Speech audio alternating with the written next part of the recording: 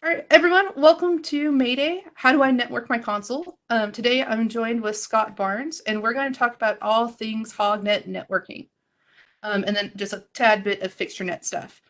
Scott, do you want to introduce yourself? I'm Scott Barnes, programmer in Los Angeles, mostly motion pictures. Been using Hog, I don't know, since 97, 98, I don't know, something like that. And that's it. Cool. Awesome. Yeah, Scott's a longtime user. He's part of the beta program, so we kind of went over this a little bit before, but just a fair warning. He'll be running some of the beta software right now so the next version of Hog that's coming out. So the interfaces might look a little bit different based on what we walk through, but the concepts are all going to stay the same and the process should be pretty much the same. As per usual, a recording of the stream is going to be posted to the ETC Study Hall YouTube channel. So after the stream, I really suggest going to subscribe, and that way you're notified when a new video is posted. Give it a couple days, especially because it's Friday.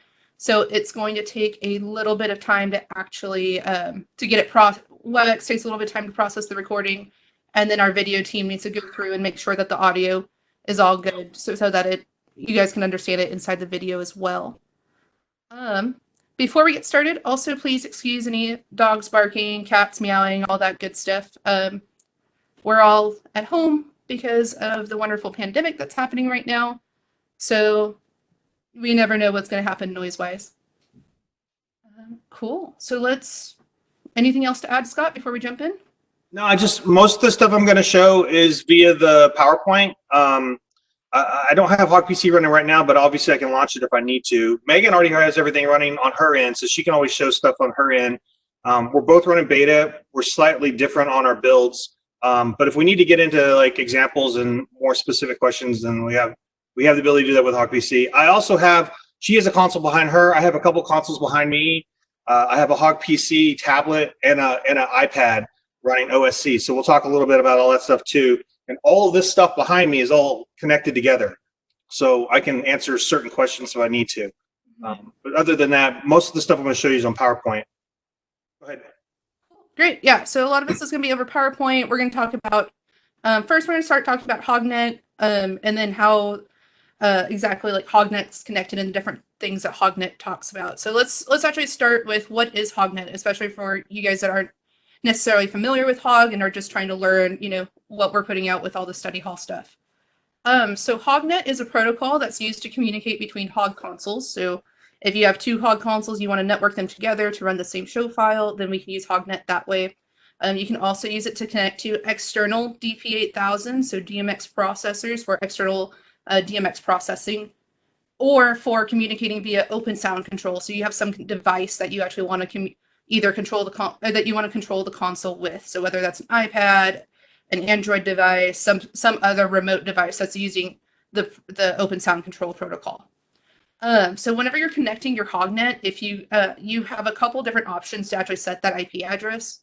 You can either assign it a static IP address, which is always nice if you need to know exactly what your IP addresses are for at that point in time. It can also be a DHCP server. So if I like to do this on shows that I need to connect to DP8000 to really quickly, I'll just set the HogNet to be a static IP, allow it to be a DHCP server so it can hand out the IP addresses to the DP8000s and get them connected right off the bat. Or you can also obtain an IP address via DHCP. So like if you have a router in line or something else, or another console that is actually the DHCP server, then it can get the IP, then the console can get the HogNet IP address via the DHCP server, so that you don't have to go and set it. You just say, hey, listen for this IP address, and the other device will come and assign the IP address. We're going to dive in a little bit more into hog-to-hog communication. So there's three main ways that you'll set up a console-to-console connection. One of them being client-server, console failover, and then console tracking. We're going to dive into client-server first. So your client-server is going to be used to if you have multiple users that program the same show file. So, and how this works is that you have a server console and then you have a client console. So you have two consoles connected together, but only one console is actually running the show keeps the local copy of the show. It only happens on the server console. What is kind of cool about client server though is that each user is going to keep their own unique desktop looks. And then the show objects are shared between the users. So each console has the same access to groups, programming, all that kind of stuff. So whenever you're connecting a client server, you do need to, so if we have this full blur here, that's net number 1, you usually connect the client server as net number 2 or just a different net number. That way you can have unique playback states. So your chosen master is different, your pages are different, that kind of thing. And then you want to make sure that your HogNet IP addresses are in the same range. So in the example in the slide here, we have them set the server on the first one. So the hog1 is your server. That's just set to the default HogNet IP. And then the second console, hog2, is set to just one different. So 172.3.1.0.2. And then you also need to make sure your port numbers are the same when doing this as well. If the port numbers are different, then you won't be able to get that connection. And on the second console, you won't be able to see the option that says connect to show. So whenever you launch once you launch the first console, the second console should be you'll see a connect to show button light up. And then when you if you have different port numbers, you won't see that connect to show button line up. One of the most important things that most people don't know, so a lot of new people don't understand, is your consoles have to be on the same build, the same version on both systems. If they're even one slight build off, you're never going to see the show files. And that seems to be always the number one problem when people try to connect that they can't see it, is that they're just running 2 different versions of Hog. Mm-hmm. Yeah, that's definitely true. And I mean, you can even know with like show files, like you can't run a newer show file on an older software. I mean, it's even more important when it gets to the networking side of things, just because everything needs to be the exact same that you're passing through. Data changes in every software version, so if one is different, then it won't see each other also. Scott, do you want to talk about how you use client server? I'm going to let you do the overview of everything, and then I'm going to dive a little bit more into the failover, and then I'm going to dive a lot into the client server thing. So we're going to come back to this stuff later. Great. And if you guys have questions, feel free to put them in the Q&A, and we'll get to them also. I think there's a dedicated for questions, but then we'll answer your questions also. Cool. And so with client server, I mean, that's really the gist with client server, is that you just have one a central console with your show file, and then the other consoles can link into that one show file. And to actually, can we go back one more slide? Yeah, I'm sorry. That's all right. So to actually get that client, you'll want to make sure on that second console, before you launch the show server, before you launch the show or connect to the show, you'll want to go into your settings or in your control panel, make sure that run server is not checked. Because if run server is checked, then you don't have a client actually on the network. You have 2 servers going at the same time.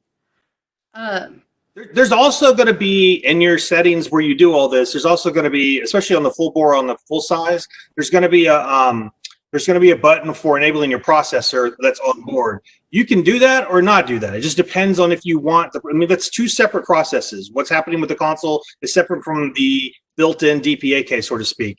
So if you're wanting to actually spit out DMX out of either your client or your server, you just have to make sure you have that enabled. If you don't have that enabled, you're not going to be able to spitting any DMX out at all. It's going to be coming from, like, if a DPAK is in the network or whatever. But that particular setting has nothing to do with whether it's a client or a server. That's separate. So having the DPAK, the processor enabled, is a separate thing from that. It doesn't matter if you have it on or off. It's a matter of whether or not you want the DMX to come out of that console.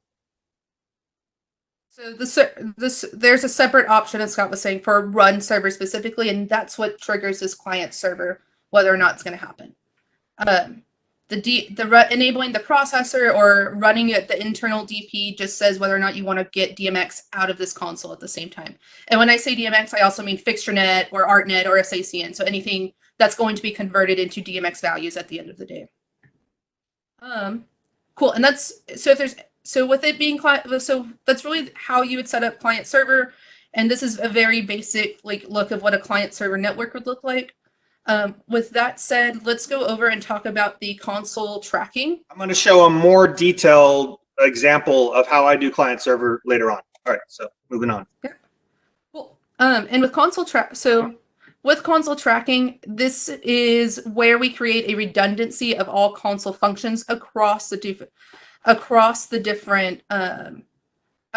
different consoles. So as long as we set the net numbers to be the same on both consoles and they're both running server, then when you kill console 1, console 2 will come back on the same playback state, the same page, the same master that's chosen, and the same fader levels. And just like with client server, because you're listening off that master show file, you'll have access to all those show objects. And still, though, even though you're in a tracking situation, the users are going to have individual desktops and programmers, so that you can have a different look on a different console if you wanted to. That's more suited for that backup console. With console tracking, it's going to be set up pretty much the same way with the net number, the port number, and your HogNet IP addresses are going to be the same. I have a typo here for console tracking. But your net number 2, so the deal is with console tracking, the net number for console 2 should still be net number 1. That way we keep the playback state the same. And then we'll also want to have run server checked here as well instead of not checked. That's a typo, yeah. Yeah, well, I had 2 typos apparently. That's right. Run server we want to keep checked. Again, that way if console 1 goes offline, console 2 will come back. We'll be able to get your DMX outputting. Is that good on that? Yeah, no, console tracking is good. So that's tracking. It's just going to say we're tracking the playback states from one console to another. Each console keeps a local show copy. And then finally, the third method for connecting your consoles is a console failover. And this is a little bit different than your console tracking. It still allows for one console, if one console fails, the other one completely takes over. But you usually have 2 separate net numbers, which means that your playback state, your chosen master, your fader levels, all of that is not tracked between the 2 consoles. So you could be on 2 different pages. You could be have master number 1 chosen on console 1 and master number 12 chosen on console 2. So it allows for a little bit more flexibility. But then if console 1 goes down, you can have console 2 come back and still control the show. So we're still sharing playback state. So you still have queue list 1 is still going from both consoles. It's just your pages and your fader levels and your chosen masters are going to be different. And then just a quick overview of how this looks is it's going to look very similar to console tracking, except your net number 2 is what changes here. So we'll change your net number to 2, and that way you get 2 separate playback states. 2 separate, not playback states because those are shared, but 2 separate pages able to run on the consoles. And that's really it for the console networking other consoles together. So if you guys have some questions over those overviews, then we can take them right now. Yes, David, you said so I can utilize all outputs on both consoles. You can. So if you had like console 1 on net num 1, console 2 on net number 2, kind of like in the console failover situation, and you're running internal DP matching the net numbers on both consoles, then you could technically have, in this case, 2 full bores, you could technically have 24 universes of control here. But just be careful on that, because if hog number 1 goes down, then your DMX output for net number 1 is going to go away. So a true failover is really going to be 2 consoles networked together, 2 different net numbers, but you're not going to use their internal processor. You're probably going to use external DPAKs that are separate from the console, so that if one does go down, you don't lose any DMX output. One will just continue connecting to the AKs. Yeah. A true failover system would be actual separating of everything, so that you have 2 independent systems that are connected together, that are tracking, and one can take over. I mean, I guess a real one, Megan, would be you would have multiple DPAKs that are tracking as well, so that if an AK went out, there's another one going in, you probably have some sort of AB switch for your DMX or something. That is probably the safest way, honestly, is with the AB switch. which I know you're going to talk about a little bit about console failover and how you utilize or don't utilize it a little bit. But you would set, but yeah, the AB switch would probably be the safest way. That way you can just say, great, get this one offline completely, and it's not interfering whatsoever with what you have. A true failover would have you'd have duplicate systems on either one. Noah Shane, yes, you can do multiple consoles. I've had 4 or 5 consoles connected at one time. You can totally do that. If you do that with failover, I don't know, that seems kind of risky to have that many servers running. But with client, you'd be pretty safe. I mean, because technically when you have a tablet logged in, that's a client as well. Not an iPad, not OSC, like a tablet running HogPC would be a client. So yeah, you can do that.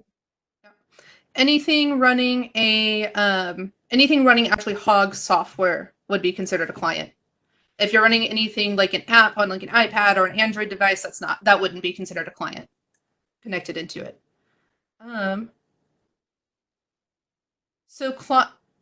Do you want here, Scott? You can take this one. Does client server also work as console failover? No. Console failover means specifically that you have more than one server running. So you can have 2 servers and then another console that's running as a client. So technically you're running console failover and client server because you have one console is running as a client. But the 2 that are running as a server are the ones that allow you to have failover.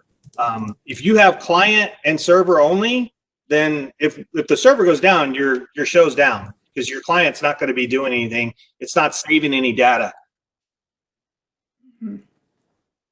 Yeah, so the key thing with client server is if you only have client server, that client console will not have a local show copy. So if that server console goes down, that client console also gets knocked off the network. So I would just say that's the key thing to know with just client server by itself. And also keep in mind in client server situations, your client cannot back up the show, even remotely, even if your client console's 100 feet or whatever away from your server. Your server is really the only place you can actually do a backup of the show. There are tricks, and I won't really get into that, but there are tricks with macros and stuff like that you can make some sort of way to back up your server from your client. If you want to know that, I guess message me. But it's still kind of risky. But I would suggest in that situation you always go and back up from the server. When you're in a server situation, you can back up from either console. So you can create a backup from failover. You can back up from either console.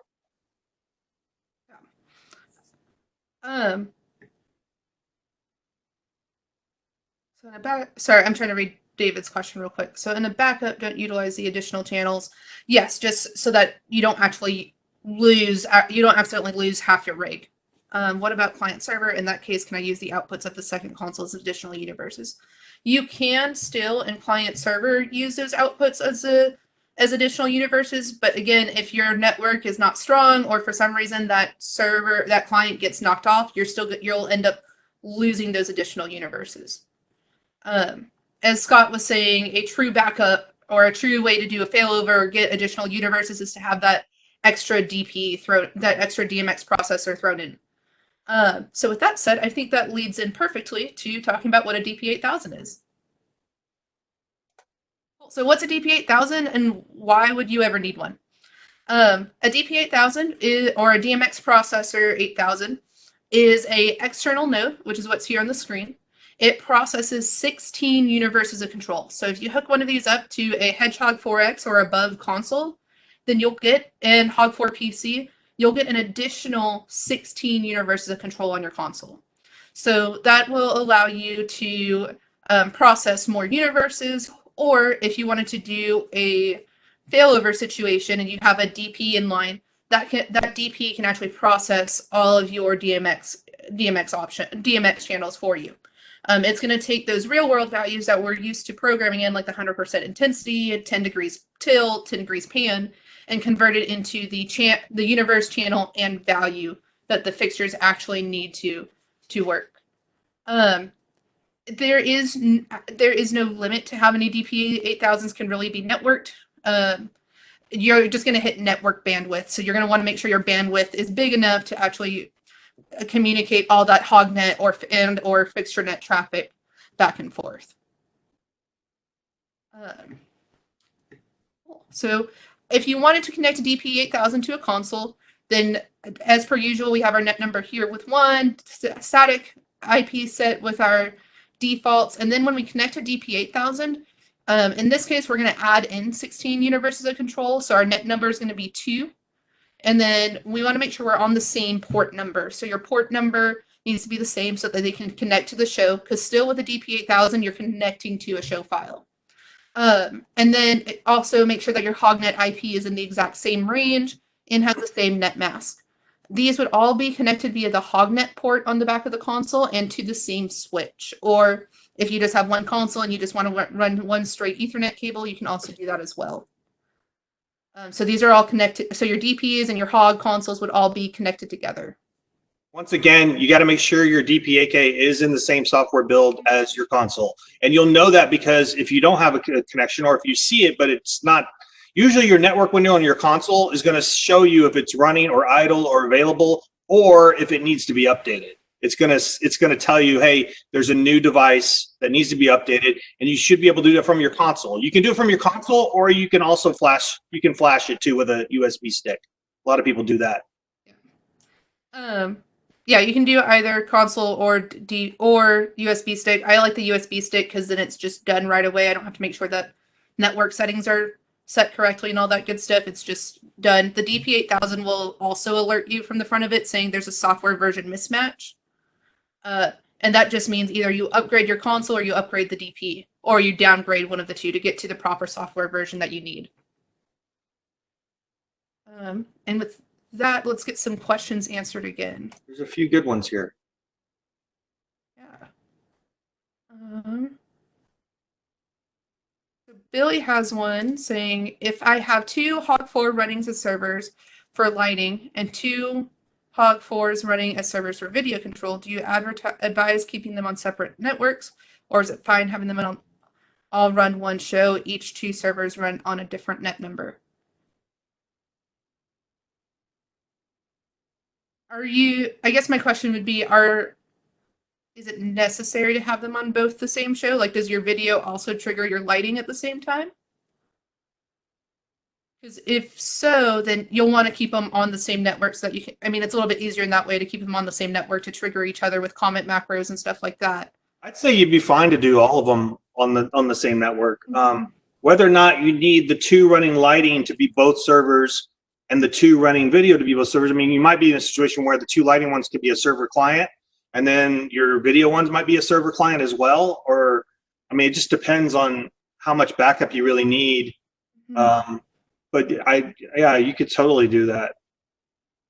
I assume you're wanting, is it one as a backup? It's like one for lighting with a backup and one for video and a backup, and I'm guessing that's your situation.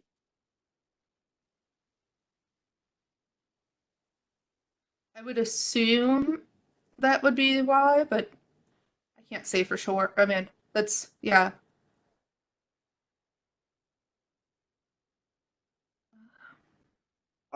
John, I'll get into the advantage of client server for me anyways. I don't know if it applies to a lot of other people, but I'll get into that in a little bit.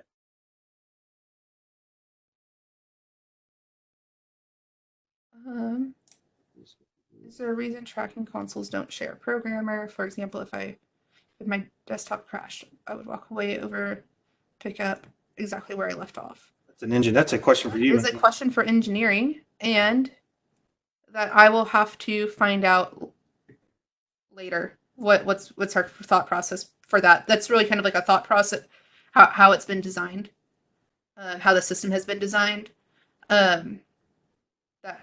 So I don't have I can't actually answer that right now.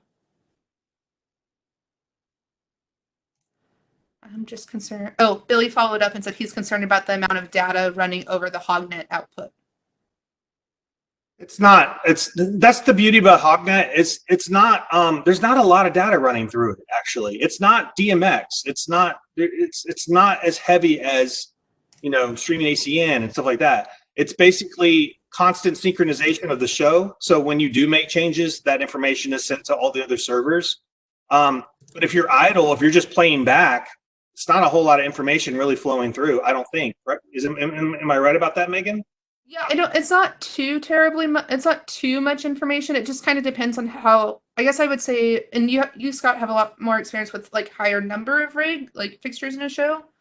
But I would say that once you start using a more show heavy, parameter count heavy fixtures, maybe that'll be where you start seeing a little bit of the bottleneck to back up. But it's still not going to be super, it doesn't take a lot of bandwidth to do. I've never had any issues. Yeah. And I've had multiple, I don't do a lot of server failover, but I have.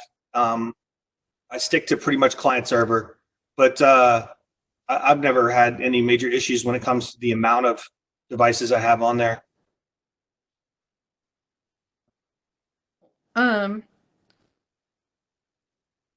Is there an easy way to back up a console to a Hog PC?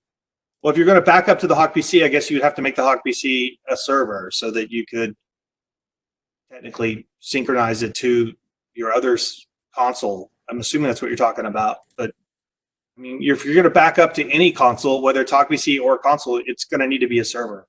Mm-hmm. And you'll want to make sure that you have the proper number of outputs on Hog4 PC. Like a lot of people sometimes think that if they just throw a Hog4 PC, like if I was to throw my laptop in with my full bore right now, I wouldn't get any DMX output if my full bore went down, because I don't have any hardware unlocked on my PC. So I'd either have to have like a Nomad key, be networked into the DP8000s, or have widgets attached to get me that proper universe count. So you just have to make sure whenever you're connecting Hog4 PC, you also have those universes if you're trying to use it as a backup. Without those universes, and the backup is kind of just, the Hog4 PC is just kind of there to get you your windows open.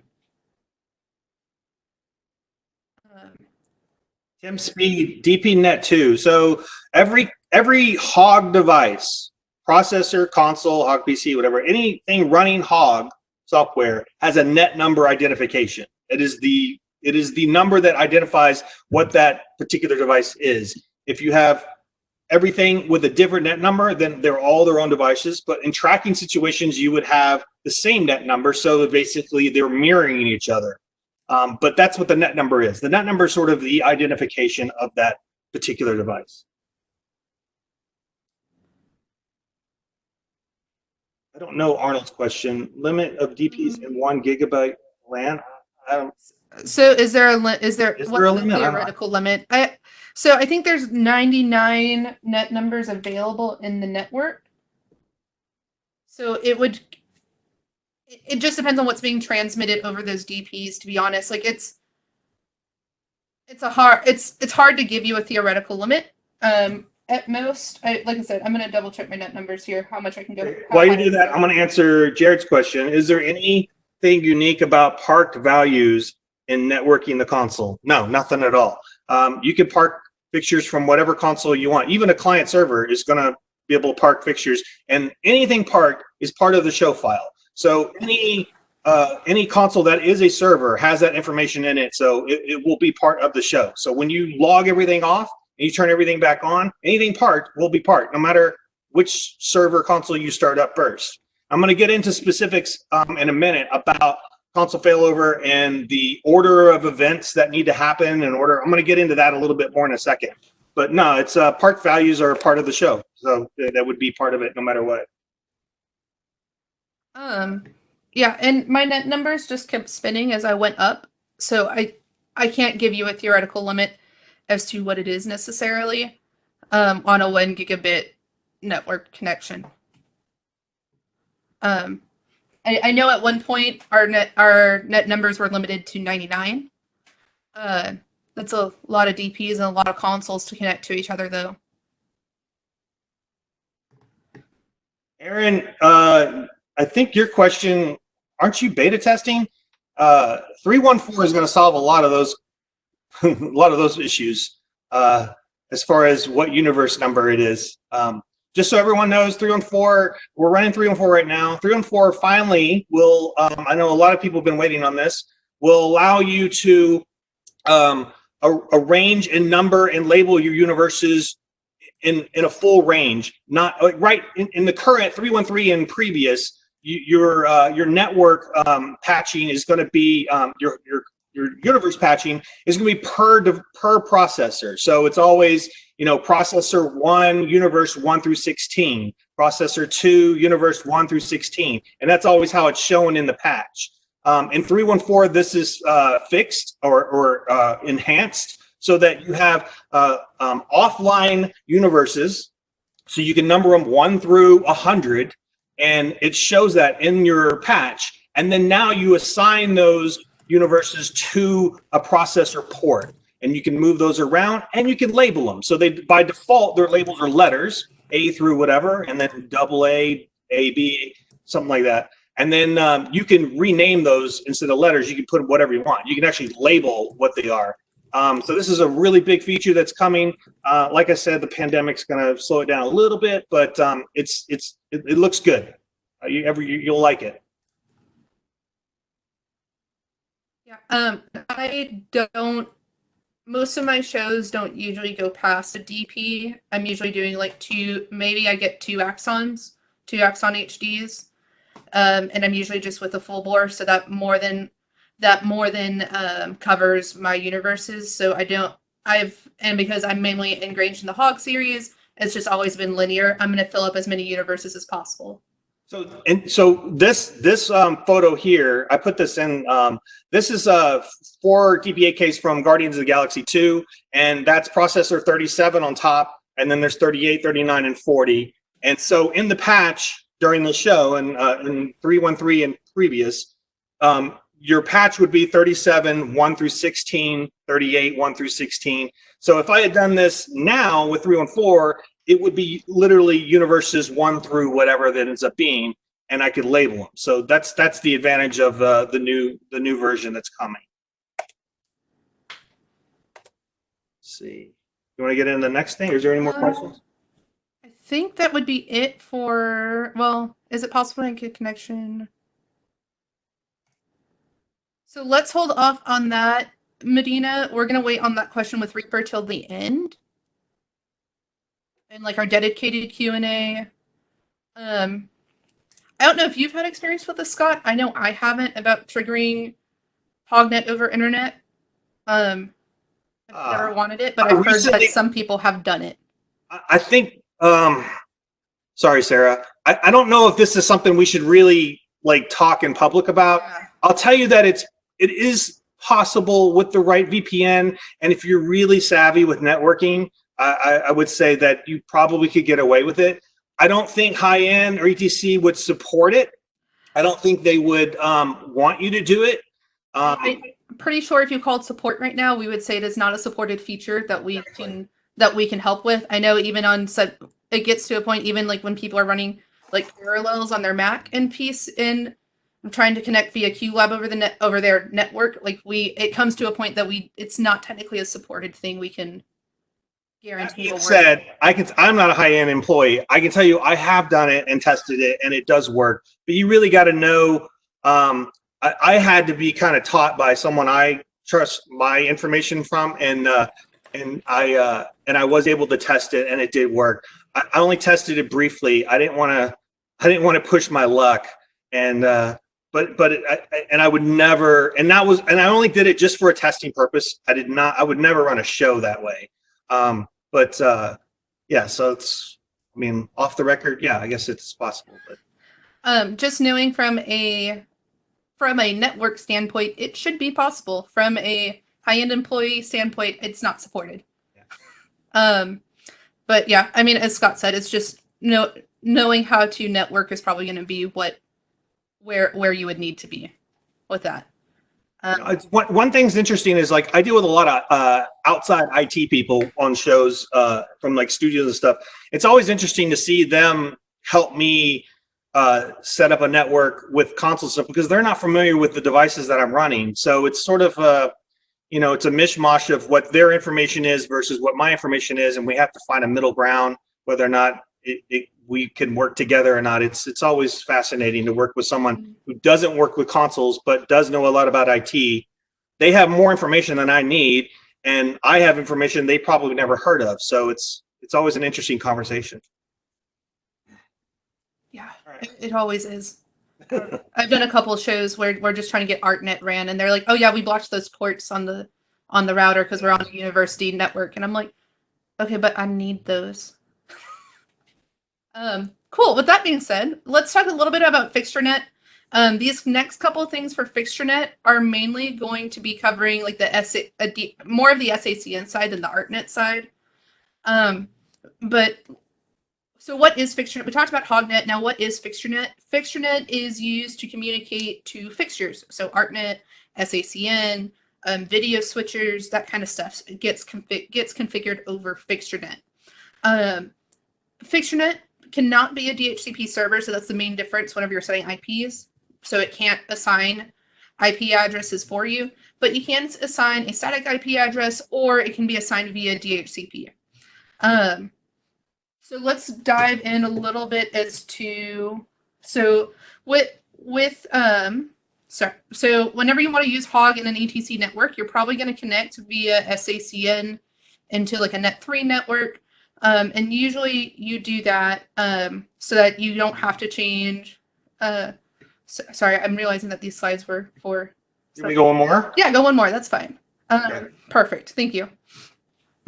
So whenever you're trying to use Hog in an ETC network, you're going to connect via the FixtureNet port on either the console or the DP8000. So the DP8000 has 2 ports on the back, one for HogNet, one for FixtureNet. If you're using both a Hog and a DP8000, you're going to go out of both FixtureNet ports if you need to.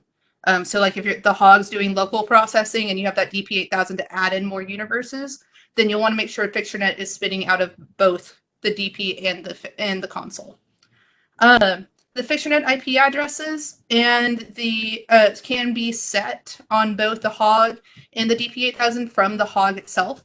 You don't have to configure another 12-digit number on the DP8000 if you don't need to. Cool. And so if you're going, like I said, usually we're going to connect. In this case, we would connect it to an ETC net. So we'd go SACN out of the back of the console, and then we can advance forward if we want. Cool. So this is just laying out all the networking stuff. So the blue line is our HogNet, going from Hog1 to the DP8000. And then you have your gray line, which is going to be the FixtureNet output. So the FixtureNet would go to your ArtNet node, SACN node. In this case, we're going to a gateway. And if you notice, the FixtureNet IPs are in the same range on all 3 devices.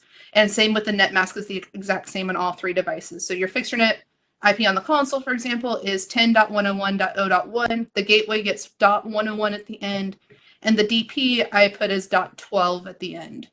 And then from your gateway, you would then connect to a fixture, whatever fixture you'd want.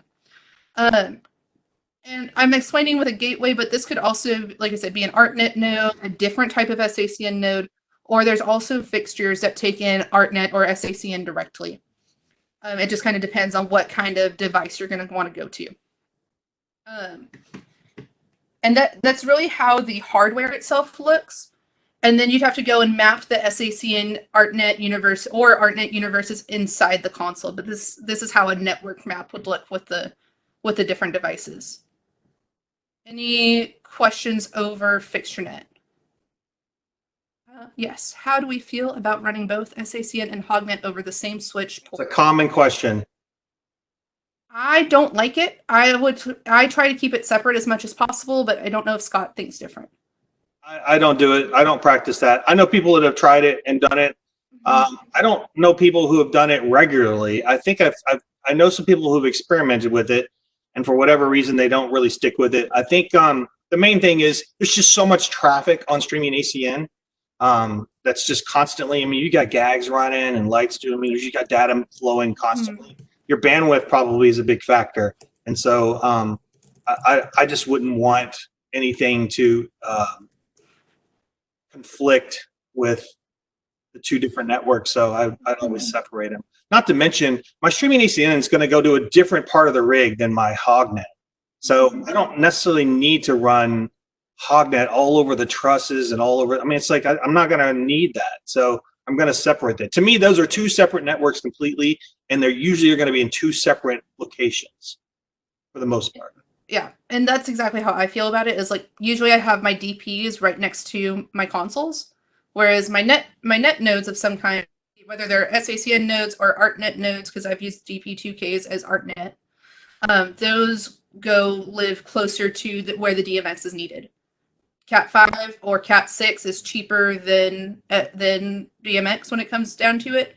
So those are closer to the DMX runs. I will tell you this. I had some really savvy, cool dudes down in New Zealand.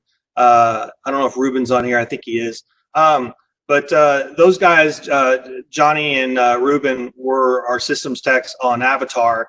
And we didn't run, technically, we didn't really run HogNet. And I think it was ArtNet we were running. For whatever reason, we were running ArtNet rather than StreamACN. I can't remember why. But we didn't run them together on the same network per se, but they did use Luminix, and I had never used that before, and that allowed them to manage the two networks onto one cable and keep them separate basically, and let Luminix know which is which technically, and run them just for a short distance to the set, and then from there a hub that would separate it back out. Luminix would separate it back out into two different networks. So it was one cable basically that was running both networks. They were sort of basically partitioned, and they and then they had a Luminix device that would switch that would allow the separation of the two networks where it needed to, and then streaming or ArtNet went on to its network, and then HogNet went onto its network. So there are devices out there and software out there that you can use to manage this. Once again, if you've got to be pretty smart to do that kind of stuff. I had never used Luminix before. Those guys have quite a bit, and they usually use MA, and they were pretty savvy with that. So they made it work really well, and I was pretty impressed. It was pretty cool. Yeah, I've heard of like VLANs, virtual local area networks, working if you don't have the infrastructure where you can have two separate like systems going at the same time. Like maybe you just don't have two separate switches because the IT department was like, "Oh, you need two networks." Well, we can VLAN it. Like this is common in like mega churches. Then we can VLAN it and separate it out. I've heard of that working. Again, it's one of those things I've heard of. I just haven't done it myself. And it sounds very similar to what Scott just described with Luminix. I've also heard of that brand of switches, and it's made specifically for our industry. So it's a pretty good, reputable brand out there. Thanks, Billy, DP. do it. Friend of mine, he was just confirming it was ArtNet on Avatar. Thanks. Oh, okay. Gotcha.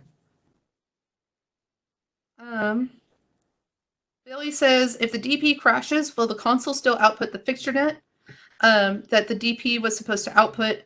If not, how should we have a redundant system? If the DP crashes, then if the DP process crashes, then it's going to stop outputting ArtNet, SACN, or DMX if you're running all three. So that would be a case of you wanting to have a redundant DP in there to go over, to switch over if you need to. Or have your console also running the same having your console running a separate net number with the same patch would also possibly help this situation. Just to reiterate what a processor really is doing, a DPAK is literally another computer that is processing DMX. A lot of people don't understand this. When you add, if you're on a large show that does tons of fixtures, especially LED, which we all get into thousands of LEDs, the DPAK is actually adding muscle to your performance. So every time you add another DPAK, you're increasing the processing power for processing all that data. So it's kind of cool that when you're increasing the amount of fixtures you're patching in, but by adding more processors, you're actually helping the system handle that as far as playback. This has nothing to do with the console's on-screen desktop. This is only for playback. So the processors are adding more power for your playback. Your console's going to have the same processing power internally for your desktop that it always has, no matter how many fixtures you add. So in that sense, it will probably bog a little bit if you get into thousands and thousands of LEDs and stuff. But always know that even though it might be bogging a little bit on your desktop, your processors are still handling it fine. So your playback's usually not going to be affected because you have all that muscle going. And I think we're caught up on Q&As. All right. Great. And finally, let's talk about some open sound control stuff real quick, because I know a lot of people want to know, like, how can we control the console without being at the console? Well, we already talked about doing hog-to-hog consoles. One of those hogs could be Hog4PC. So if you had like a router in line of your HogNet port, you could wirelessly control it through your tablet that's connected, that's running Hog4PC to your console. Another way is through open sound control. I like OSC. I like open sound control. It's there's a couple different apps out there that make it really useful. Number one, it's an open protocol, which means that there are tons of different libraries out there for developers to get into. So like if you wanted a Wii remote for some reason to control your console, you could set that up with OSC with a computer in between. So for practical effects and stuff, open sound control could work. Hog can listen for specific triggers over open sound control. So we can go scenes, go lists, go macros. We can even go MIDI notes from open sound control if you wanted to. And then we also do, Hog also does send out feedback from the buttons or the command line. So you can get command line feedback. You can see what the encoder wheels are. You can see what the LED states are on all of the consoles, including those command and kind keys, which is kind of useful if your console also doesn't have the command and kind key screens above them, like on Roadhogs or Hedgehog 4X, where it doesn't have those displays and you still want to see what those displays are. I've set up Touch OSC before with just a grid with just my function key labels so that I can see what those are. And then it is connected via HogNet, so it is communicated over HogNet, and then it's usually connected to the console wirelessly. Now you can do it hardline Ethernet if you wanted to. But let's take a look now of a very simple network map of this. So you have your console over here on the left. It's connected via HogNet, usually, like I said, to a router to get that wireless capability, and then you have that connected via a device that's sending out OSC. And the console, you do have to go into your console settings and enable OSC for on the proper port, input ports, output ports, that kind of thing. And then you'll get connected, and OSC should be pretty simple enough to where you just hit the button and it starts sending out or it starts receiving. This right here is connected to the console behind me right now. Mm-hmm. That's running OSC, and then I have one of the OSC apps on this old iPad. So that's just this is a good tech tool, mm-hmm. And also if you want to just run a queue remotely or something, it's pretty good. Well, and if we go to the next slide here, Scott, we'll go over. I know of 3 apps, so I'll be honest, I'm only in the iOS sphere. I don't know if there's any good apps for Android. I know Touch OSC is actually cross-compatible and high-end. As high-end, we provide templates for Touch OSC. I really enjoy Touch OSC. It's really a nice part of my workflow because I can customize this layout however I want to at this point. So I can go into Touch OSC on the computer and say, just have a giant go button so I can just go a specific queue when I need to. And then there's others. Another one is, disclaimer, a app that I made, but it's going to do the same thing as the other apps, where it's just open sound control at the end of the day. And then there's also Hog4 Remote, which gives you the look and feel that the Hog4PC does. I know that people really like Hog4 Remote. I never got on that bandwagon just because I liked Touch OSC and being able to customize some layouts on Touch OSC myself. But I know that some people actually say that Hog4 Remote connects a little bit better than Touch OSC does. And I think, Scott, you run Hog4 Remote usually, right? I have it. I don't usually. It's a good tech tool. Uh-huh. I prefer a console, but yeah, I do have it, and I played around with it. So and it works. Yeah, it works really well. It really is easy to set up. Mm-hmm. There's some additional charges if you want to add features to it, like you want like scenes and stuff like that. Then you can for additional charge you can add more ability. But the programmer wing is good. Like has the programmer wing like you see there. So it has that, and then whoops, old. So it has that, and then it has a playback wing, So you can see the playback wing there. And then these are the encoders, which work really well. That's the 5 encoders. So it works pretty good. As you see, you get your user kinds. So it's pretty good. I think the one thing about these apps, the TouchOSC app, is there's limited feedback, unlike what you get on your console. I mean, you're not going to get an output window or anything like that, or a plot window. So it's going to have its limitations. It's not going to be like a full. So that's TouchOSC, and then I have another tablet here. This is just a convertible tablet, so the screen flips down, and I can run HogPC on this. So if I run HogPC on this, I'm going to get full range. This is going to be a client, basically. I'm going to get full range. I'll get my plots. I'll get everything. But it's a separate console. It's not a remote. Remember, the TouchOSC is actually part of whatever console it's connected to. So meaning if I'm on the TouchOSC and someone's on the console that I'm connected to TouchOSC to, they're going to see in the programmer everything I'm doing. So you're not going to have 2 different programmers. So it's really remote for that console, and that's it. Whereas a tablet PC running HogPC is a separate console entirely. So someone can be on a console and be on a tablet at the same time, and it won't affect each other. Yeah. So exactly. So OSC is going to just directly control the hardware that it's connected to. It is connected to that specific console. The PC is a better route if you do want that to see like that output feedback and stuff like that. Because you don't get an output window, you don't get a plot window, you don't get a programmer. You really just get OSC is really made to control the front. I feel like it's more of controlled the front panel rather than to get feedback from the console.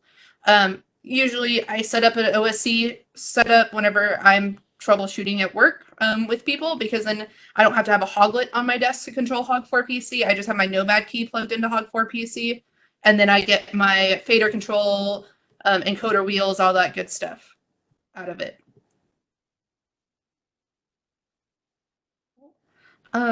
Any questions about OSC itself? Let's see. Which OSC ports do we like to use? Usually I run defaults, whatever. So 7001 I think is what the console has, and 7002 for 7001's input, 7002's output. So that's just what usually I run. Sometimes I run into issues on Windows, and do go in where if I'm doing like a Windows client, a Windows OSC client, then I can then if I'm doing like a Windows OSC client, then I do have to go into higher port numbers usually, just because there might be some other process that I'm not aware of it running. Do you have a preference, Scott, or is just defaults are usually okay? The 7000s are fine. Yeah, I mean, there's no reason why I need to do anything different to those. Has the OSC layouts high-end provides work better with the feedback, with fader feedback, like with the Roadhog? I know that fader feedback with the Roadhog works. I don't know if there's any specific issues that I've seen necessarily. If you have issues with it, that'd be a good support email to send out so that we can help you out and see. If you find that the faders are too, like on OSC, if you're sending out stuff too quickly or too slow, you can actually go into TouchOSC's editor. There's an editor that you can download for Mac or PC, and you can change what those values are. So you can change, like with the encoders, you can change what is the actual change of the delta. So you can actually customize that pretty well to how you like it, and then you can even load multiple layouts onto your iPad, onto your device, so that you can say, great, here's my specific layout, but here's a layout for the person who just needs to hit go, so you don't have to show 2 different screens to them.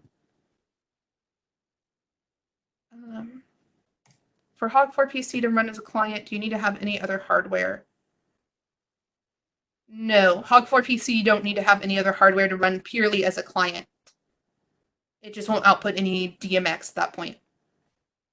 Something to know if you're using Hog4PC and OSC, The HOG4 piece, the encoders and the faders are locked unless you have an unlocked Nomad key, or a hog or some kind of HOG4 wing attached to the console, like a HogLit or a Nano HOG4. Can we run the Windows tablet wireless client as a client wirelessly through a router? You can. That is perfect. You can. It's as long as you're connected, as long as HogNet is connected to that same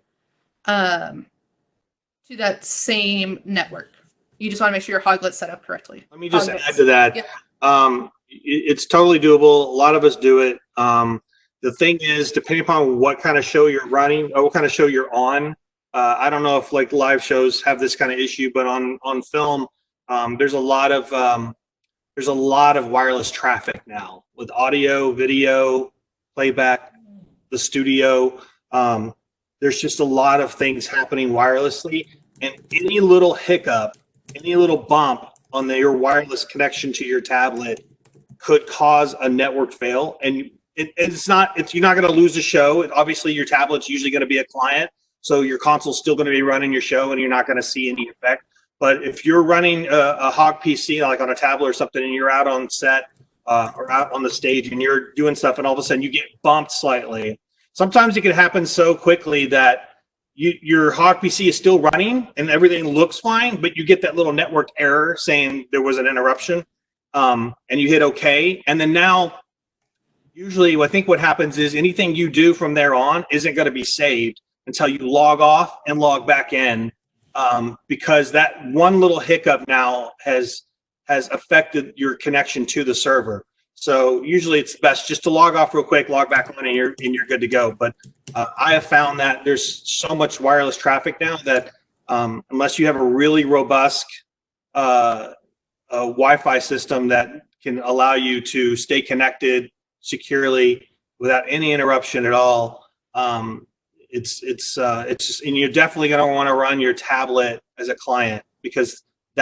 when you run wireless, because that kind of interruption could possibly happen at any time, and you don't want your server to go down. Like if you run your tablet as a server and you get a hiccup, and then all of a sudden now, I'm going to get into this in a minute, you're going to be partitioning your two servers into two different shows, and I'm going to explain that in a minute. But yeah, I mean, yes, you can run wireless tablet PC on your show, and as long as it's on HogNet. You just got to be careful with wireless, that's all. Mm-hmm. Scott's asking, can you assign static IPs to all Hog gear in inventory? Is there an advantage? Some believe it's faster to restore the network after power outages. All Hog gear can have static IP addresses, so HogNet can have a static IP address. DP8000, HogNet and FixtureNet can both be set to completely static IP addresses. You don't have to listen for DHCP if you don't want to. Is there an advantage of static IPs over DHCP IPs? I would believe that yes, that static IPs are a bit faster, because then you don't have to do that handshake back and forth from the DHCP server to accept that IP address. So I would say that some believe it's probably a bit true. There's a bit of truth to that. I run static IPs on everything. I don't ever use DHCP, and I'll get into that in a minute too. We're about to get into my little session here, but mostly it's because I'm running on a large network, and I don't want anything that is running DHCP to interrupt or mess with my devices. And I just like managing my stuff, knowing what everything is. I don't want to have to question mark it. And I have particular ways I assign IPs as well.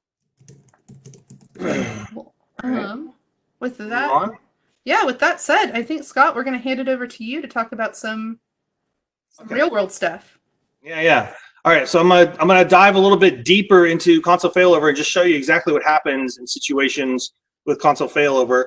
I tried using failover for a while, where I had my server for the stage and my console that I'm running, both servers, mostly because of the whole, I want to back up my show from my console. But years ago, when I started playing around with this, I found this whole thing with partitioning, which I'm about to explain to you, was just a big headache. And I just found that it was just easier just to stick to client server. So I'm going to talk a little bit about the partitioning part of failover, and then I'll get into how I set up my system on my shows with client server. So this is very nerdy, but just bear with me. Most of this information came straight from the engineers that walked me through this whole process years ago when I was dealing with it. So in this example, I'm going to show you, I have a rack hog that I'm going to set up as my server, and then through a switch, I have two different consoles. And as you can see, the rack hog is net number 203, so it's console 203. And then you have console 201, which is net number 201, and console 202, which is net number 202. And I'm going to make all of these servers. So when you first launch your rack hog, so your main server is your active server. You call it main server or active server. It's the first console that launches. And so in this situation, it's the rack hog. And as you can see in the network window, it is the only console and server that's currently running, and also the processor, but we won't really get into the processor part of this. So that is the first thing that launch. Then from there, when you start logging in other consoles, you'll start seeing them pop up in the network window as additional servers. So you'll start seeing, and what's happening here is the show that's running on the rack hog is going to be syncing up to those other consoles and sending all that information to them, so that they're very much like Dropbox. It's going to send all those files and information to the other consoles they all maintain the same show. Okay, so you can tell which server is the active server in the server ID window in your network. And I just highlighted there in green. You'll see it says server 203. That information is very important because it is telling you that all the servers that you have running and consoles, even if you had client consoles, they're all connected to the active server, which is 203. Okay, and this is important, and I'll show you in a minute why. Any data created on any of the running consoles will be replicated. So no matter what console I'm running, no matter who's on whatever console, any information stored or recorded into these consoles is going to automatically sync up back to the main server, the active server, and any other server that are on the network. Okay. Like I said, the active server is the dedicated main server, and it should be the first one to launch before all the others. And it should also be the last one to go off when you log everything off. You want to log everything off first, and then log the active server last. Log that off and shut it down last. And the reason is because it does a database cleanup. So it does a garbage collect, basically, where it gets rid of old crap. Okay, so all the servers are running, right? And so they're always checking connectivity, and they're always, every few seconds or so, they're always checking to make sure everything's still in sync. And that's when you get the little green check mark, okay? If there is some sort of break in the connection, whether it's just a heartbeat or whether it's literally something got disconnected, what happens is you get this kind of stuff. And what's going on here is it's called a partition. And as you can see in the network window, the console 202 now has been broken from the rest of the network. And you can see now its server ID says 202, not 203, because it is not connected to 203 anymore. So it doesn't get its information from 203 anymore. It has its own independent show, basically. Even though it's still on the same network now, it's basically what's called partitioned. The servers within each partition will continue to replicate their information amongst each other. So 203 and 201 are still actively connected and syncing together. But 202 now, any changes I do on 202 are going to be stored only on 202 and not back to the other consoles. Okay? Multiple partitions that can communicate. This can happen multiple ways. Partition can happen very easily. Any kind of connection, I mentioned that. Any kind of little hiccup or break will happen. If the connectivity is then restored to all the consoles, so you'll see the break on the red line now is back in line, but the partition is still there, and it's called a virtual partition now. It's basically, there's no way when you automatically merge different copies of the show, there's simply no way for the software to know which copy of the show is the correct one. So on the network, Hog sees that there's two partitions happening, and there's basically, which means there's two different shows happening. and the consoles don't know which one is the current one. It has no idea. There's no way for it to know that. So it's going to maintain a partition until you go in and fix it manually. Okay, so that just said that automatically resolve differences of service, artificially maintain the partition. Yes. So each partition's copy of the show is maintained only within that partition, and new data is only replicated within each partition. So as I said, 203 and 201 are maintained in the same information. 202 is maintained in its information separately. So if I'm making changes on 202, 203 and 201 are not getting that information. So what happens is when you shut down everything, now you have two consoles with old information, and you have your console 202 with all the new information. So what would happen if I relaunch my RACHOG? So if I do that, let me see what this is. Copy the show for partition.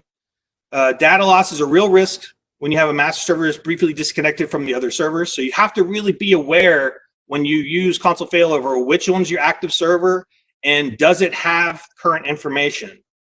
You have to be really aware of this. This is one of the reasons why I really don't use failover. I wouldn't use it on the shows I do because there's a lot of information flowing and it's a large network. If I was just doing a live show where it's just two consoles next to each other, that would probably be easier to maintain because you have both systems right next to each other, so you'd be able to easily find out what you're doing. So after you log off all the consoles, obviously you're left with this, which is old data on 203 and 201 and new information on 202. So what happens is if you relaunch your RACHOG, you're relaunching that RACHOG as the active server, but with old information. And what happens there now is the other consoles can rejoin, but what's happening is they're going to rejoin a console, a server that has old information. And so 202 is going to resync with 203, and its information is going to go away, and it's going to get the old information. This is very, very important to know because you can't get that back unless you do a backup. But you won't be able to recover that information if you sync new data console up to old data console. It's going to be replaced, and that's very, very important. So be very careful with console failover. You really need to know what you're doing. So the best way to handle this really would be to launch your 202 first and let it be the active server, and then log on your RACHOG, let it sync with 202 and receive the new information, and now it has a current show file. Then from here, you can restart again. So then you can shut everything down, you can bring your RACHOG back up, make it your active server, it has the new information, and everything that syncs up to it will receive that new information. This is how I would go about doing it if I was to do this. I don't do this because, as you can see, it's a bit of a headache. Especially for the shows I do. So I just want to show you real quick what happens in your network window when you log in a server. This is 201 is running as a server in this particular example. 202 is offline, and it's going to come online. So what happens when it comes online is you'll briefly, for a blip, see the offline go red. You'll see a server pop up for 202, say running. This is all happening within seconds. Okay, 202 will come up, and then it'll start show loading the server. The 202 console will say offline just for a blip. Then it will start saying show loading, and the server is running. So now the console is going to show load as a console, and then from there you're going to be good. Does anyone have any questions about that before I get into client server? That was a lot of information. Sorry. Scott, there was a question that came through. So can the partitioning happen due to packet data loss over very large networks? Anything that, yes, I guess it could. Anything that breaks the connection for just a moment, yeah. I think it's like they say, engineers say like 2 to 3 seconds. So if it's something that happens within 2 or 3 seconds, it could definitely affect it. You're going to know because your network window is going to tell you. It's going to give you that that little error. I think that was the only one that came in. Okay. I don't do the failover. I've like I said, I play around with it a little bit, and these are the kind of situations that I ran into, and it was hurting my brain because I could see that I had multiple servers running, and I didn't know how to. So until I got all this information I just fed you guys, then I started getting a better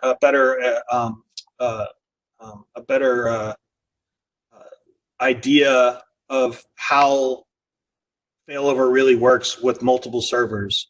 So just be careful if you do it. That's all I gotta say. I mean, if you're just doing 2 consoles, you're gonna have an easy time. But I was dealing with multiple consoles and a rack hog that was way off in the distance, and so it was a little bit hard to manage because if there was any kind of hiccup, I'd have to go run to the rack hog and I'd have to shut it down and bring up the other thing. It was just a pain in the ass.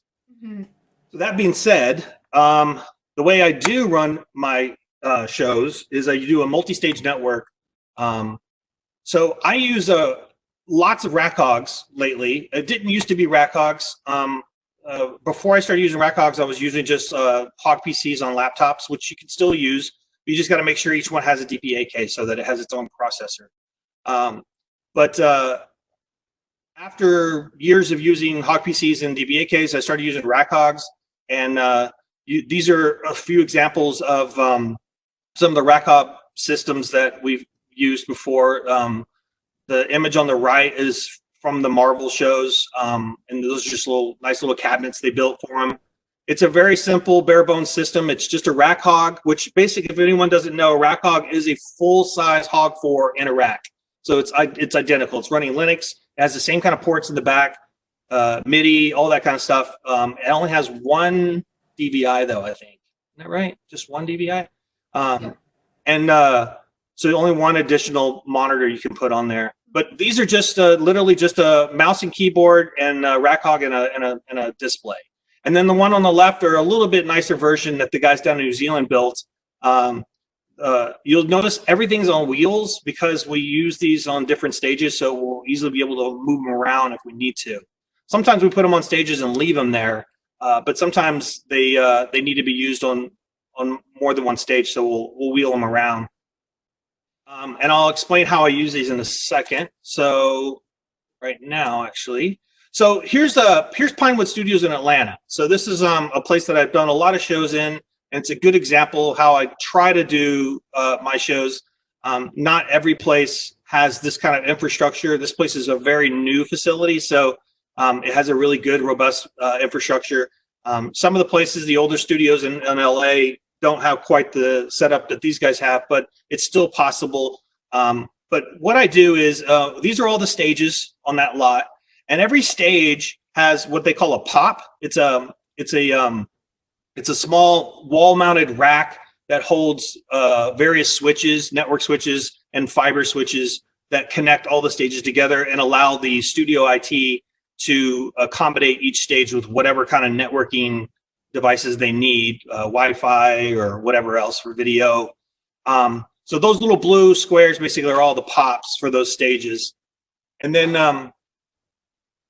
all of those are obviously networked together via fiber underground, so all the stages are connected together.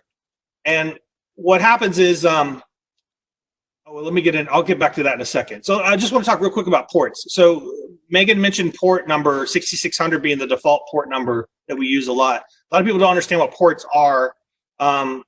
It's to allow information from for different computers to be able to talk to each other simultaneously. 6600 is the default because I think, if I remember reading, 6600 range is sort of a reserved entertainment range for entertainment devices in the world. There's port numbers for everything. They start all the way at 1 and go all the way up into the 10,000s or something like that. So port number 6600 is sort of it's sort of reserved just for Hog. It's not just Hog though. I mean, you can use 6600 for anything out there in the world, but Hog adapted to using 6600 early on during Hog 3 days. So what I do though, the port number is very important for what I do because it allows me to separate shows on the same network. So I'll have, and the way I do it is I'll change the port number based on the stage number. So if it's stage 8, I'll make it 6608. And if it's stage 12, I'll make it 6612. This allows me to log on to whatever stage I need to remotely from another stage. And I know what stage I'm logging into based on the port number. So that's how I use the port number. For most of you guys, it's always going to be default 6600, but you can make it 6601 or 6602 or whatever you want to make. Just understand that any devices within that show need to be on the same port number. So it's important to make sure you have the same port number on your DPAKs and any hogs you're using on those shows. But that's what port number for me is. It's identifying what stage I'm logging into, because each stage has its own rack hog. Each stage has its own rack hog, and each of those rack hogs are running a separate show, but they're all on the same network. So 6600 plus the stage number is what I use to identify the show. So on each stage, there's this blue pop, and that has multiple switches, as you can see. This one is an example. It's showing you there's a rack switch for port switches, and then there's a rack for the studio network, and then there's a rack for Marvel's network as well. And then there's a fiber rack that connects all the stages together. So what I have is I have a rack hog somewhere on the stage. It's shooting out streaming ACN or ArtNet up to the rig. And from the HogNet port, and also my net, I'm going to get in a little bit about my rack hogs. Since I use so many rack hogs, we'll make each one a net number of like 81, 82, 83, or whatever, or 61 or 62. And then my consoles are in the 200s and the 100s. So my consoles are in the 201, 202 range as far as net numbers. And then any additional consoles like rigging consoles and stuff are going to be in the 100, 101, 102, 103. Additionally, you'll notice that my IP, I use the 192 range rather than the 172 range. I do that mostly just because that's how I've done it for years. And also because I do piggyback on the studio network, which is in the 192 range as well. And also, I think early on in the Hog 3 days, I was using Wi-Fi routers that were in 192 as well. And so I just sort of was kind of pushed into the 192 range. Nothing wrong with using 172. I know a lot of people who do. It is the default IP that comes up with Hog when you do use static IPs, but you can use 192 as well. It doesn't matter. Go ahead. I was just going to say most routers nowadays are still 192. Like I know my Google Wi-Fi router right now at home is a 192 range. Yeah. So if you're going to find that if you use Wi-Fi routers, definitely. But because I use static IPs, you'll notice that my net number and my last digits of my IP are going to be identical. That helps me manage my devices. That way I know that RackHog 83, I know what its IP is instantly because of the net number that I gave it. Same thing with the consoles. My 201 console is 192.168.1.201, or sometimes the 185 is just because I'm piggybacking on the studio. This is the block of IPs that they're giving me to use. And I'll explain that in a second.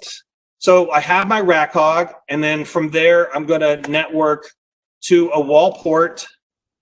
Hang on one second. So the rack hog is going to tap into a wall port on the stage. And then those wall ports are connected. There we go. Back to the pop. And there's a wall port switch, as you see, that has all the different wall ports on the stage. And then I'll take the console, plug it into a wall port that's somewhere else on the stage. And then I jump from those to my studio network port, because that allows me to send out that HogNet to the other stages via the fiber. I don't know if this all makes sense. I'm going to show you a little bit more in 3D here in a second. But you can see my console is 201 and my IP is also 201. Once again, that just keeps me from having to memorize what it is. I just know that my console 201's IP needs to be 201. I run client server. I run client on my consoles because I'm logging in and out so much. My consoles move around constantly. So I'm constantly logging off and moving it and logging back in, or I'm logging off and logging onto a different show on a different stage. This is just this is just my workflow. So for that reason, I'm not going to use failover. I'm always going to use client for my consoles, just because I'm constantly logging in and out throughout the day. So this would be a typical layout basically per stage. So let me show you now how this is the 3D model of the studio. So if we go to stage 5, so a typical show, I'll come in, the stage will either be empty when we start, or they'll just be starting to build the set. And if we go over to where the pop is, you'll see on the wall is the studio pop where all the network devices are. And then this is where I would locate the rack hog. So the rack hog would be here or be somewhere within a range of that.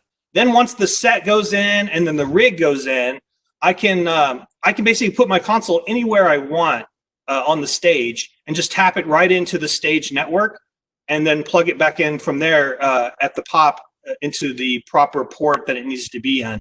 And then now my console as a client can communicate to the rest of the rig. And then because of that, I'm able to log off and log on to other stages as well. So if I was on stage 5 in that scenario, I can stay on stage 5 and I can log into 6606 and connect to stage 6. All right. Does anybody have questions about that? That's pretty much it for me. So back, Scott, when you were talking about your the console failover stuff, John was asking why not have the consoles be the same net number. I'm guessing you mainly don't run the same net number so that they're not, you have different pages going at different consoles. Yeah, I don't need to track them. The rack hog is it's just storage basically. It's what's actually spitting out the DMX as well, and it's just storage. It's just it's there as a what's really nice about it is that if I can put a, I have a rack hog on multiple stages. So let's say stage 3, we're shooting on 5. And they're over on stage 3, the riggers are starting to put the rig in. Well, they have a rack hog there that they can go ahead and connect everything to. So they can get DMX run, streaming AC in, the nodes in, they can test from there, whatever they need to do, it's always running. And then my console, being a different net number, can log in as just a console that connects to it like a remote device, basically. And I don't want to use the same net number because it's all about managing my devices and keeping track of where everything is.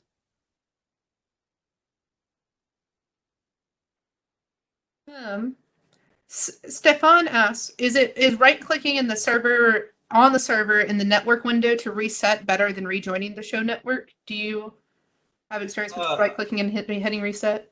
A soft reset, it's fine. You can do that's called a soft reset, and I've done that many times too. I usually try that first. If for whatever reason there's bigger problems and I need to do a hard reset, then I'll do a hard reset. But usually a soft reset will fix things if I need to.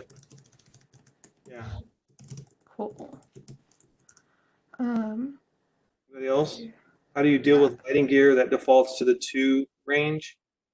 That's more ArtNet information that defaults to a 2 range. Yeah. ArtNet's usually a 2 dot range I've found, and SACN is usually a 10 dot range defaulting, but it's more. What we use on a show, Scott, is nodes, fixtures, consoles, servers, anything like that. It all goes through the techs first, and they establish IPs. We manage IPs on Google Docs and keep track of what everything is and what number it should be.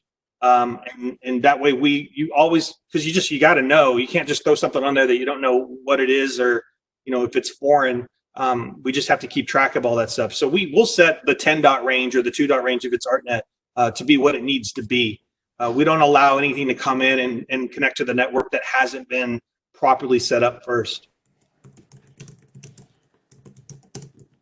Yeah, I always adjust the IPs to work in whatever network, whatever IP address I want the range to be in on the gear, because then it's documented somewhere.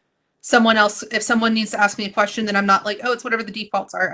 It's falling in line with the scheme that I already have set up. Yeah.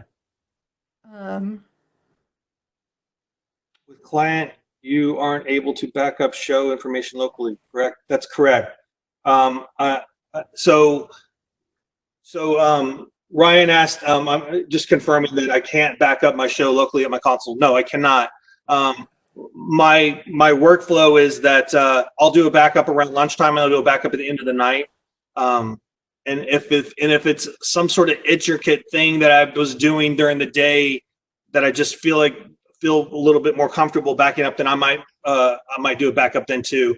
If I can't get to the rack hog to do a backup, I'll have someone go run and do a little quick backup for me.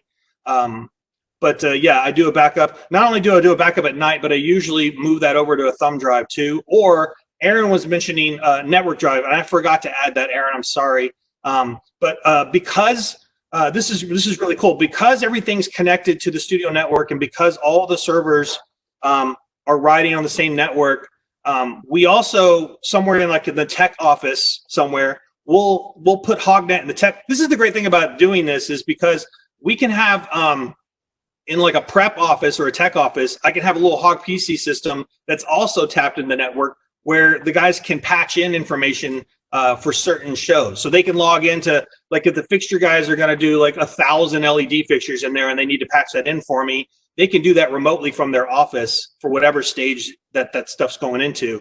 And likewise, we can put in a network hard drive, an external network hard drive, like a terabyte or 2 terabyte network hard drive that you can throw in your office, put that on the HogNet, and you can set it up so that it's connected to them as well. And then you can remotely access the hard drive from any Hog server or console, and back up you can put your backups in there, or you can load a backup onto a server as well. Megan, do you want to get into the specifics of the network hard drive setup? I don't have a slide for that. I actually have to look in the, I'll be honest, I have to look in the manual every time someone has a question about it. Well, here, let me see if I could. I personally don't do it, but it shouldn't, and then it also depends on what computer you're on, and usually people ask me whenever they're on Macs, and it's just a big fun thing to figure out every single time about the network. Yeah, I have, let's see here. See if I can't find it. But basically, you can use it to back up your shows to, or you can also access your backups from that network drive, just like if it was a attached USB drive at the end of the day. Yeah, here's in the left-hand side. Here's an old one, but here's a typical layout for that we would use on a show that keeps information like FixtureNet IPs and HogNet IPs as well. So right here in this section here, you'll see we also include information on logging into the network drive. So you have to have your IP of the network hard drive. So you need to establish a IP for that as well. And then you just come up with whatever folder you're going to store information in. This one looks like it was for Ant-Man 1. And then we just, for our user and password information, we just use something basic, because it's local. It's not, accessible via the internet. So it's only on people that are on the Hog network that can access it. And this is the information you would need when you set it up on the console. This is the type of information you would need to connect to the network drive on the console or on the rack Hog. And once you do that, it's in your file browser, basically. So when you're in your Hog and you're in your file browser, there's a little button that allows you to connect to a network drive, and a window pops up asking for this information. Once you establish this information and the connection is solid and green, then your network drive will always be accessible. You won't have to do this but one time. From there on each day, then you can, it's just like you have a local drive on your server, on your console. You just click on that and you can see all the files, all the show files that you've backed up are right there. I wouldn't suggest that you do a backup straight to the network drive. I would say it's always a good idea to back up your show right on the console itself, and then move that backup file to wherever you need to from there, whether it's a thumb drive or a network drive. But that's, I hope that answers your question, Aaron, about that. I did see the other half of Ryan's question. How do you merge new color palettes, effects, etc. into the server on another stage? Remember, when you're running a client or a client server, that anytime you do like record a show object, it's automatically shared to the server. So like if Scott's on stage 6 and he's communicating to stage 5, if he were to record a new color palette, it would still be pushed to the server. That record happens in the server show. But not across stages. Each stage is running a separate show. Right. Right, but if you had logged into that show, I'm sorry. If I log into the show, I can do it, yeah. So he was talking about being on the same network with the client. If I'm on the same show file, then yes, I can. And usually what I do is I'll take, like, if I build in a whole lot of different new color palettes or stuff on a show that's on stage 5, then we're starting up a rig on stage 3. I'll make sure that the information that I've created on stage 5 either gets merged into 3, or what we'll do sometimes we'll take a backup of 5. We'll take it over 3. We'll strip out all the rig from 5 and leave all the information still, palettes and certain patches and stuff for 3. And then we'll build a new show file for 3 that's based off of 5, if that makes sense. That kind of helps me maintain a workflow that has all the custom palettes that I've created come with me from stage to stage.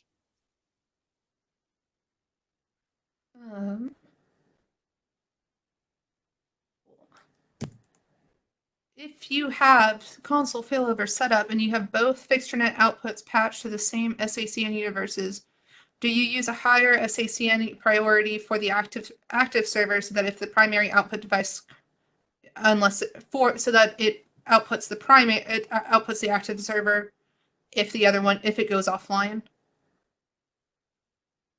Yeah, I mean, that's the beauty of SACN, is that it listens to whatever the highest priority is on the line. So I do like to use the priority feature of SACN in that respect. That way, in case my first console goes down, the other console can pick up because of the higher SACN priority.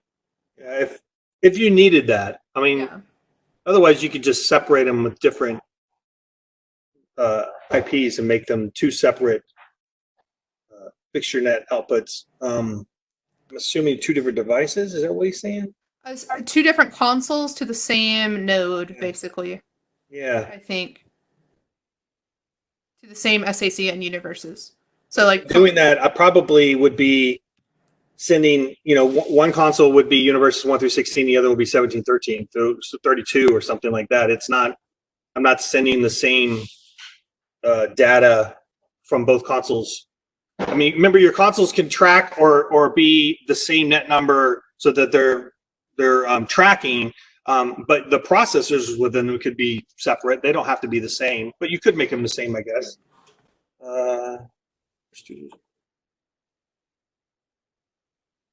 And I know some people do the 2 separate like here in Austin City Limits, the TV show, their studio actually uses 2 separate hogs, not networked together via HogNet, but networked via SACN. And that way there's one for camera, one for the band. And when they want to take over, they just lower their priority on one of them. That way, whoever gets to take it's the same universes, same SACN universes, just 2 different show files. And so whenever the band needs to take over, he gets a higher priority than the camera guy, for example, or vice versa. Jared, you asked for studios with multiple stages and no internal network infrastructure starting a new show. Would you make production invest in fiber network? I've done shows where I didn't write on the studio network, and usually we'll just string Cat6 across, but fiber works as well. Matter of fact, on a lot of locations, we actually use the RackHog scenario on locations as well. And so we'll have locations where I have systems techs that bring in fiber switches and fiber cable in order to connect things. Because I've done shows where, like recently we did a show, Birds of Prey, where we had a downtown rig that had like 8 or 9 square blocks of networking done downtown LA. And the guys did it with Cat6, but we also, we had some fiber. Did we have fiber? No, I guess it was on prom that we had fiber. But I know the guys do use fiber when they can. So it's totally good. I would say that my multi-stage scenario for all you live guys would be a situation where maybe you have 2 live stages that not necessarily connected close together, but like festivals or whatever, where you might have a console doing stage B and then another console running stage A, and you might want to keep those stages separate so they have 2 different shows, maybe one 6601 and one 6602. And then you would network them together so that from stage A, you could log into the stage, from stage 1, you could log into stage 2 and do some work on it or run it or whatever you need to do remotely. That's the only thing I could think of as far as a live scenario. But I know that I've heard stories about some places like QVC and places like that who have several stages running multiple rigs at one time. Some of these places use one show file for all of them, but I would imagine you could easily set up multiple show files that are all in the same network so that you can maintain them separately and then have a separate console that could log into whichever one you want at whatever time you need to.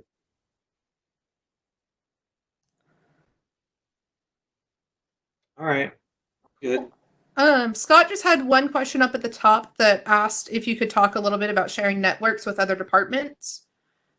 So like, are you usually, I'm guessing if you're usually siloed off by yourself on your own separate network, are you sharing, like, is there just one network in the studio that you're sharing with like the rest of the with other teams involved? Like, I'm guessing that's what he wants to chat about.